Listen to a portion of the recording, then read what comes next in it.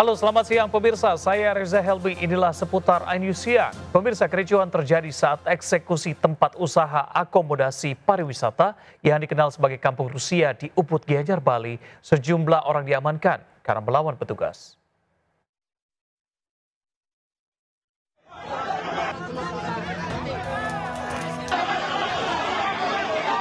Aksi saling dorong dan ricuh saat tempat akomodasi pariwisata di Ubud, Bali ditutup paksa petugas gabungan Satpol PP dan Dinas Perizinan Kabupaten Gianyar. Para pekerja yang khawatir mata pencahariannya selama ini hilang tidak terima penutupan paksa lokasi ini. Sejumlah orang diduga provokator diamankan polisi. Manajemen bersikukuh usaha mereka memiliki izin. Dan sekaligus hari ini saya instruksikan. Saya perintahkan teman-teman Satgas dan tim gabungan untuk melaksanakan apa menjadi keputusan Bupati. Kita berproses, kita upayakan Pak, bukan kita diam, kita upayakan ngurus izin. Tak hanya Satpol, puluhan polisi diterjunkan amankan penutupan. Dari Gianyar, Bali, Ketut Catur Kusumaningrat, iNews melaporkan. Tidak mampu melewati tanjakan, bus yang membawa rombongan santri terjun ke jurang di Wonosobo, Jawa Tengah. Akibatnya belasan santri terluka.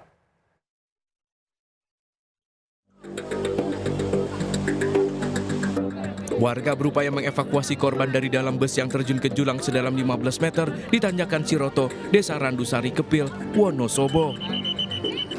Bahkan beberapa orang terpaksa ditandu. Diduga supir bus tak mampu menguasai laju kendaraan saat melintasi jalur menanjak Ciroto. Akibat kecelakaan, 18 dari 30 orang santri dalam bus mengalami luka, masih dalam perawatan di 3 rumah sakit di Magelang. Tidak, kalau dugaan awal karena drivernya itu telat ngoper gigi. Terus ada korbannya nggak, Dan? Untuk korban, saat ini hanya luka ringan, tidak ada korban jiwanya yang masih dirawat di rumah sakit, itu ada 18. Kasus kecelakaan ini masih ditangani Satlantas Polres Wonosobo. Dari Wonosobo, Jawa Tengah, Didik Dono Hartono melaporkan. Pemirsa, seorang polisi tewas, 2 luka-luka akibat ditikam saat penggerebekan bandar narkoba di Lahat, Sumatera Selatan. Sementara itu di Batam, 2 pelajar SMA nekat menyelundupkan 3 kg sabu ke dalam koper di Bandara Hang Nadim.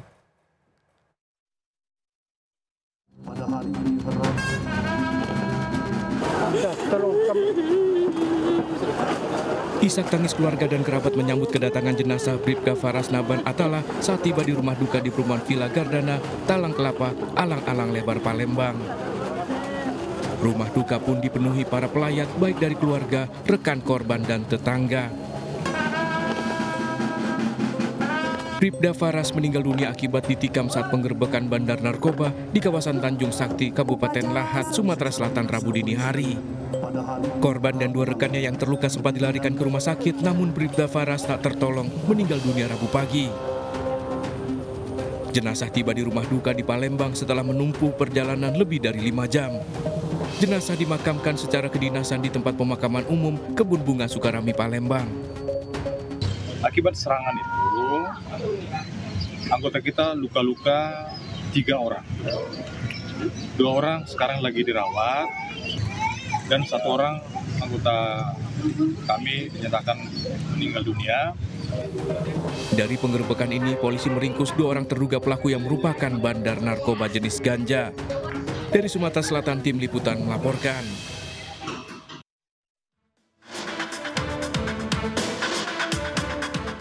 Mengejutkan, 2 orang pelajar SMA asal Aceh ini kedapatan menyelundupkan 3 kg sabu dalam koper di Bandara Hang Nadim, Batam. Narkoba yang dibawa pelaku terdeteksi alat pemindah bandara. Ironis, kedua pelajar ini ternyata sudah 2 kali menjadi kurir narkoba. Sebelumnya mereka menyelundupkan sabu dari Medan ke Samarinda dengan upah Rp60 juta per kilogram sabu. Ya, pelaku dijanjikan biasa diberikan upah untuk 1 kilogram sebesar Rp60 juta. Ya, memang kalau melihat dari identitas di KTP-nya bahwa keduanya ini statusnya masih pelajar. Kedua pelajar ini merupakan kaki tangan bandar besar di Batam yang kini masuk dalam DPO. Kedua pelajar SMA ini terancam hukuman penjara seumur hidup. Dari Batam, Kepulauan Riau, Gusti Yenosa melaporkan. Pemirsa, 21 warga meninggal dunia dan 5 lainnya hilang dalam musibah longsor di Pekalongan, Jawa Tengah. Proses pencarian korban masih terus dilakukan. Tim kami, Hamzah Hasibuan, melaporkan dari TKP longsor berikut ini.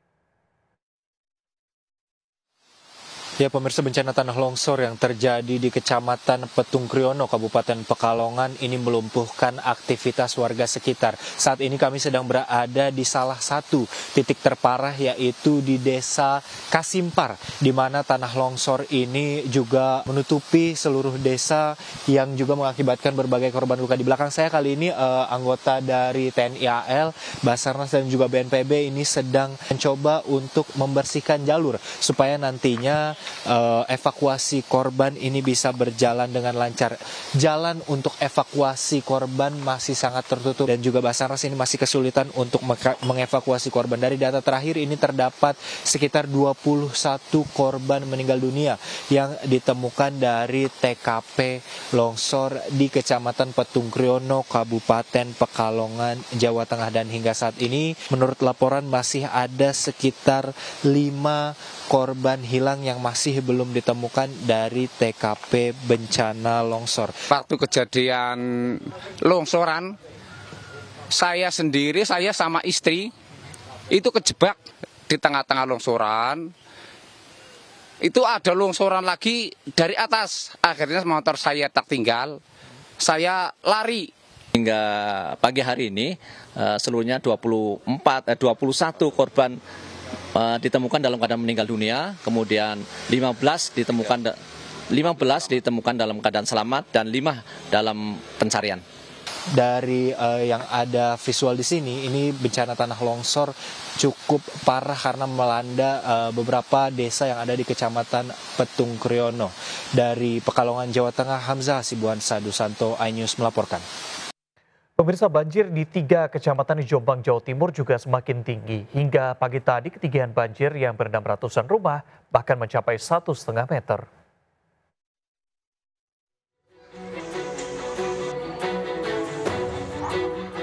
Ribuan rumah di 3 kecamatan di Jombang, Jawa Timur masih terendam banjir hingga pagi tadi. Salah satu titik terparah di Desa Kademangan, Kecamatan Mojo Agung, ketinggian air mencapai 1,5 hingga 2 meter. Tak hanya memutus akses jalan, banjir juga masuk ke rumah warga, merendam furnitur dan alat elektronik berharga. Hari ini merupakan hari kedua banjir melanda Desa Kademangan dan hari ini kondisinya lebih parah dibandingkan dengan kemarin. Ini warga berharap pemerintah Kabupaten Jombang segera menanggulangi penyebab banjir yang sering terjadi di desa ini biar tidak terus terulang. Banjir merendam ribuan rumah di sejumlah desa di 3 kecamatan di Jombang sejak Rabu pagi. Sebagian warga sudah mengungsi, tapi masih banyak warga memilih bertahan di rumahnya. Selain di Desa Kademangan, banjir juga merendam Desa Talun Kidul, Kecamatan Sumobito, dan Desa Cetak Gayam, Mojowarno. Banjir yang melanda Kabupaten Jombang akibat hujan deras di lereng Gunung Anjas-Moro memicu luapan sungai yang dekat di permukiman warga. Dari Jombang, Jawa Timur, Muhtar Bagus, iNews melaporkan. Selain longsor dan banjir, cuaca ekstrim angin kencang juga melanda sejumlah daerah. Di Banyumas, Jawa Tengah, 4 rumah tertimpa pohon beringin besar saat hujan deras melanda. Pohon beringin besar roboh menimpa 4 rumah di Desa Tunjung, Kecamatan Jatilawang, Kabupaten Banyumas. Pohon tumbang terjadi saat hujan deras dan angin kencang melanda wilayah tersebut pada Rabu sore. Beruntung sebelum roboh, penghuni sempat keluar dari rumah saat mendengar bunyi gemertak. Meski selamat dari pohon tumbang, 3 keluarga kehilangan tempat tinggal karena rumah mereka rusak total, nyaris rata dengan tanah. Oh ya. Kita ke informasi berikutnya, pemirsa. Pemilik skincare asal Makassar yang kerap pamer harta, Mira Hayati, yang seharusnya ditahan, kini justru dibantarkan karena memang statusnya tengah hamil. Skincare miliknya diduga mengandung bahan berbahaya seperti merkuri dengan omsetnya yang mencapai miliaran rupiah.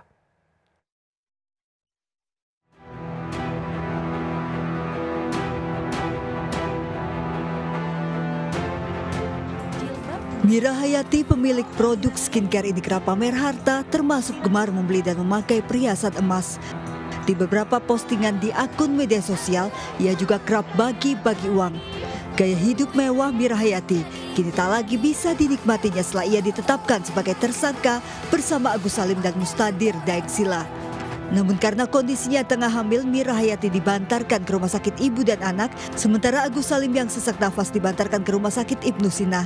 Hanya Mustadir Daeng Sila yang ditahan. Yang TSK AS ini dia mengeluh sesak nafas dan nyeri dada. Kemudian yang TSK HM ini mengeluh sakit karena dia sementara hamil. Demikian. Tetap dilakukan pengawasan terhadap kedua TSK ini. Ada anggota yang melekat di TSK tersebut. Ketiga owner skincare baru ditahan setelah 2 bulan lebih ditetapkan tersangka. Dalam kasus ini, polisi bersama Balai Besar POM Makassar menyita 6 jenis produk kosmetik diduga mengandung merkuri yang berbahaya. Dari Makassar, Sulawesi Selatan, Wahyu Ruslan, iNews melaporkan. Pemirsa, polisi terus menyelidiki kasus investasi bodong robot trading Net89.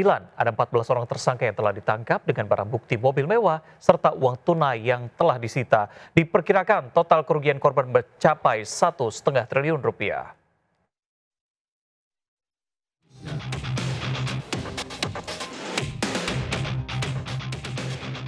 Deretan mobil mewah dan uang tunai 52 miliar disita polisi dari para tersangka kasus investasi bodong robot trading Net89. Penyelidikan kasus penipuan yang pertama kali muncul pada Oktober 2022 ini terus berlanjut.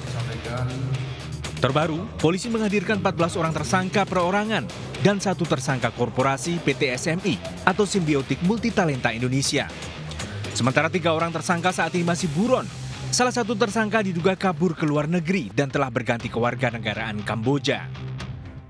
Penyidik melakukan rekonstruksi ulang perkara ini, kemudian kita lakukan proses penyidikan dari awal dan melakukan pemeriksaan terhadap para saksi. Hingga saat ini polisi telah menerima 15 laporan dengan jumlah korban mencapai 7.000 orang. Total kerugian para korban diperkirakan mencapai 1,5 triliun rupiah. Tim Liputan iNews melaporkan. Kita ke informasi lain, pemirsa, pembongkaran pagar laut misterius sepanjang 30 km di perairan Tangerang hari ini kembali dilanjutkan. Menteri ATR BPN Nusron Wahid akan mencabut sertifikat HGB di kawasan pagar laut tersebut.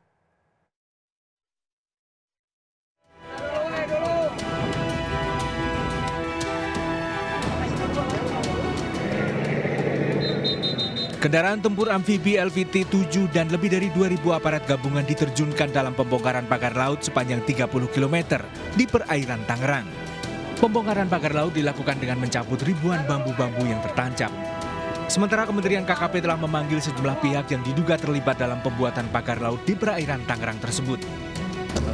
Kalau untuk pihak-pihak kemarin kami berusaha manggil, tapi pengakuannya juga belum bisa maksimal, belum bisa kami jadikan dia sebagai tersangka, tapi akan kami dalami terus.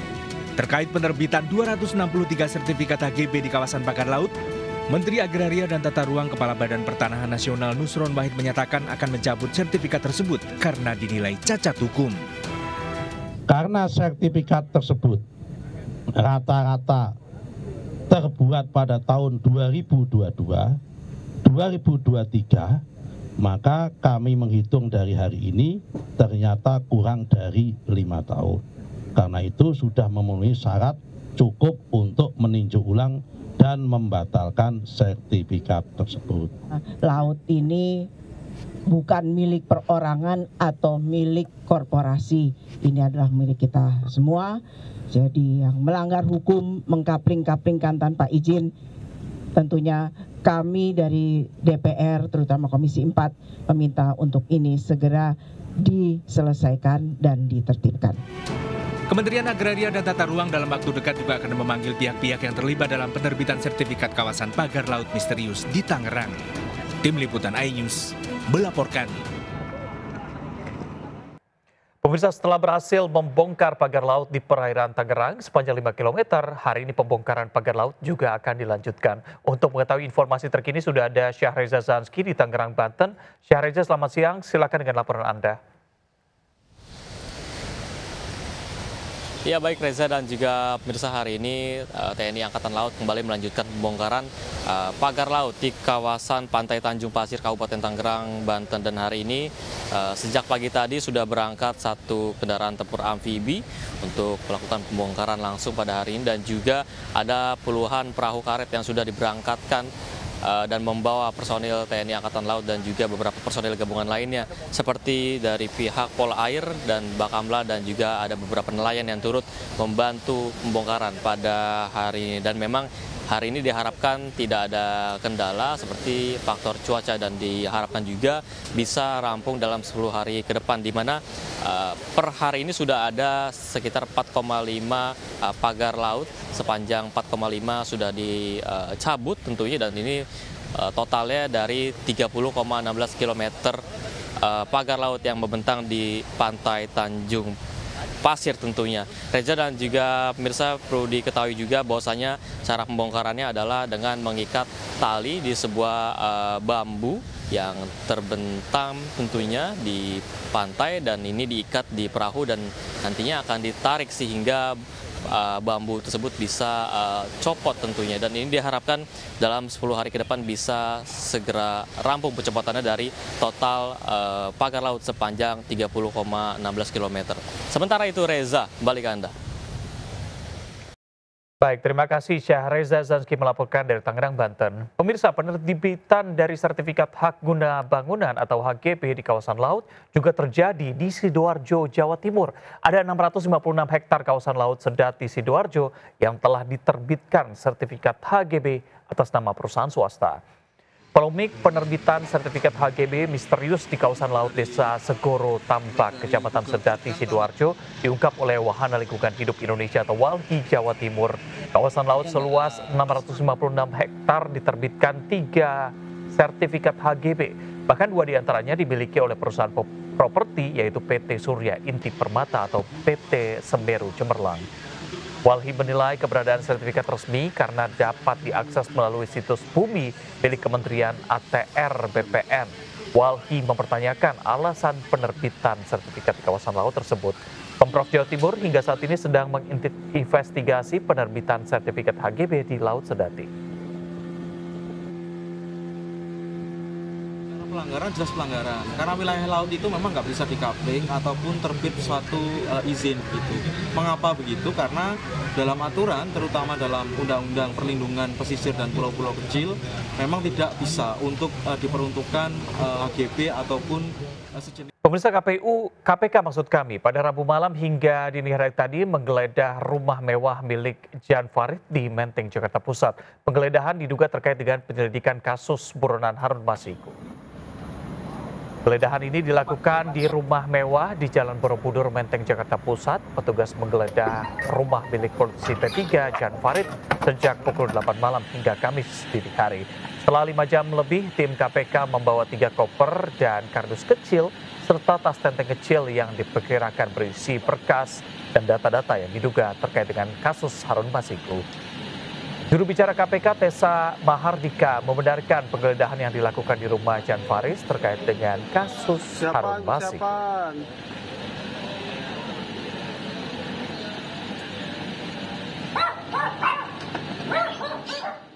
Pemirsa, dari total 123 menteri, wakil menteri, dan juga kepala lembaga setingkat di Kabinet Merah Putih telah melaporkan harta kekayaannya. Dari seluruh pejabat, Menteri Pariwisata Widianti Putri Wardana tercatat sebagai menteri terkaya dengan harta yang fantastis 5,4 triliun rupiah.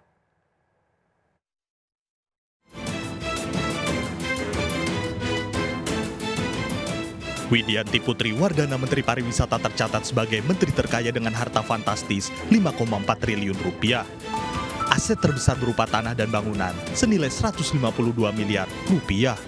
Widianti Putri, Menteri Pariwisata, Widianti selain tercatat memiliki aset tanah dan bangunan, juga 7 kendaraan mewah, total 19,4 miliar rupiah, surat berharga, hingga aset lainnya. Widianti dan suaminya Wisnu Wardana dikenal sebagai pengusaha sukses dengan berbagai lini bisnis. 123 pejabat di Kabinet Merah Putih telah menyerahkan laporan harta kekayaan penyelenggaraan negara.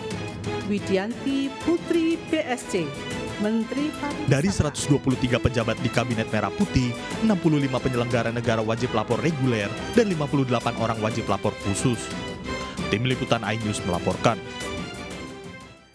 Pemirsa, kebijakan di sekolah yang satu ini cukup unik jika sekolah lain melaksanakan program makan bergizi gratis. SMP Negeri 39 Surabaya justru mengadakan program tidur siang bagi para siswanya. Program ini untuk mengurangi dampak kelelahan.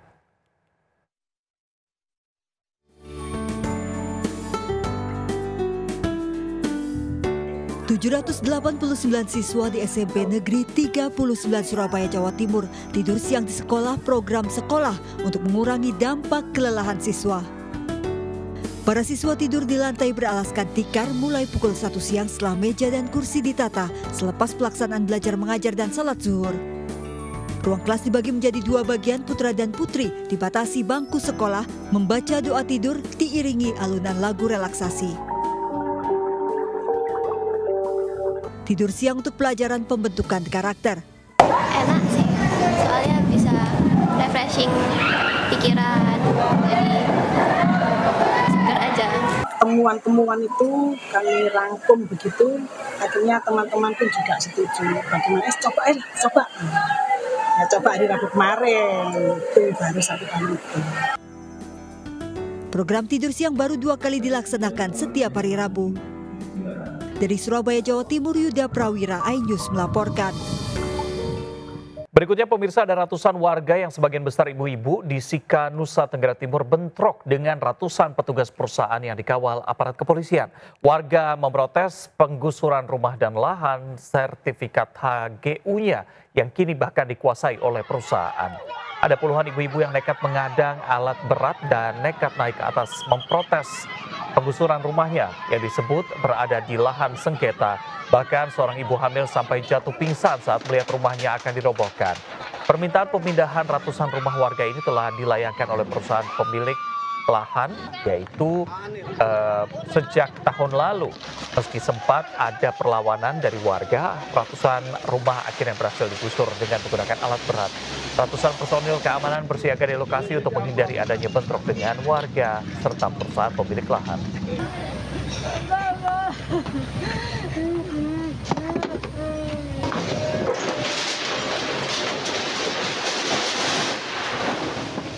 Waspada modus kejahatan menawarkan kartu e-tol di depan tol bandara. Viral berpura-pura menawarkan kartu e-tol, pelaku mengincar handphone korban yang terletak di dashboard mobil dengan kaca terbuka. Pelaku yang kecanduan narkoba juga memalak uang korban. Seorang pelaku yang ditangkap menangis saat dijenguk orang tuanya.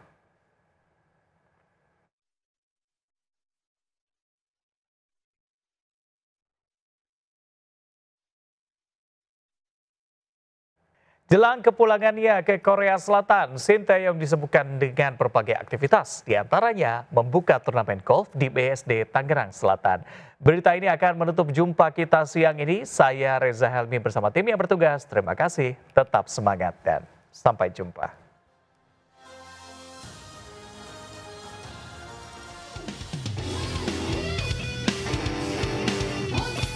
Mantan pelatih timnas Indonesia Shin Tae-yong membuka turnamen golf Pro-Am dalam rangkaian Indonesia Women Open 2025. Dalam turnamen yang digelar di kawasan BSD Tangerang Selatan ini, STY mendapat sambutan hangat dari para peserta.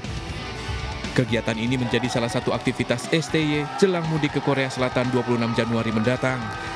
Sebelumnya dari hobi golfnya ini, STY bahkan sempat membagi-bagikan uang pada puluhan caddy yang menyambutnya saat latihan.